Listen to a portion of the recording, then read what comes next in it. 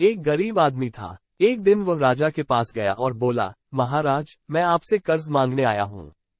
कृपा कर आप मुझे 5,000 रुपये दें। मैं 5 वर्ष के अंदर आपके रुपये वापस कर दूंगा। राजा ने उसकी बात पर विश्वास कर उसे 5,000 रुपये दे दिए। 5 वर्ष बीत जाने के बाद भी जब उस व्यक्ति ने राजा के 5,000 रुपये नहीं लौटाए तब राजा को मजबूरन उसके घर जाना पड़ा। लेकिन वहां वो व्यक्ति नहीं मिला। जब भी राजा वहां जाता बहाना बनाकर उसे वापस भेज दिया जाता। एक दिन फिर राजा उस व्यक्ति के घर गया। वहां और कोई तो नहीं दिखा, एक छोटी लड़की बैठी थी। राजा ने उसी से पूछा, तुम्हारे पिताजी कहाँ हैं?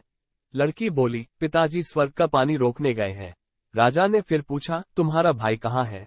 लड़की बोली, बिना झगड़ा के झगड़ा करने गए हैं।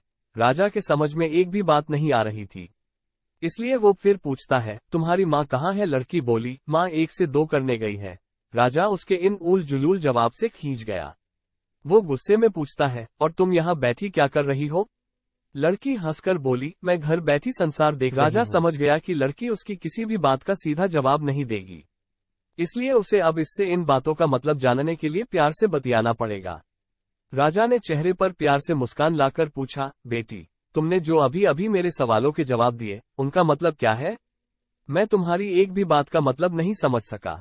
तुम मुझे सीधे सीधे उनका मतलब समझाओ। लड़की ने भी मुस्करा कर पूछा, अगर मैं सभी बातों का मतलब समझा दूं तो आप मुझे क्या देंगे?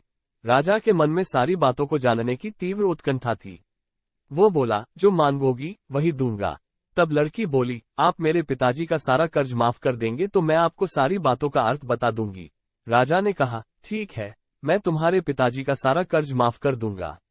अब तो सारी बातों का अर्थ समझा दो।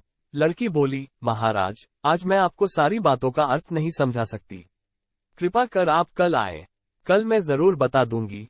राजा अगले दिन फिर उस व्यक्ति के घर गया। आज वहां सभी लोग मौजूद थे।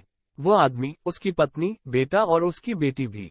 राजा को देखते ही लड़की पूछी, महाराज, आपको अपना वचन याद है ना? राजा बोला, हाँ मुझे याद है। तुम अगर सारी बातों का अर्थ बता दो तो मैं तुम्हारे पिताजी का सारा कर्ज माफ कर दूंगा। लड़की बोली, सबसे पहले मैंने ये कहा था कि पिताजी स्वर्ग का पानी रोकने गए हैं। इसका मतलब था कि वर्षा हो रही थी और हमारे घर की छत से पानी टपक रहा था। पिताजी पानी रोकने के लिए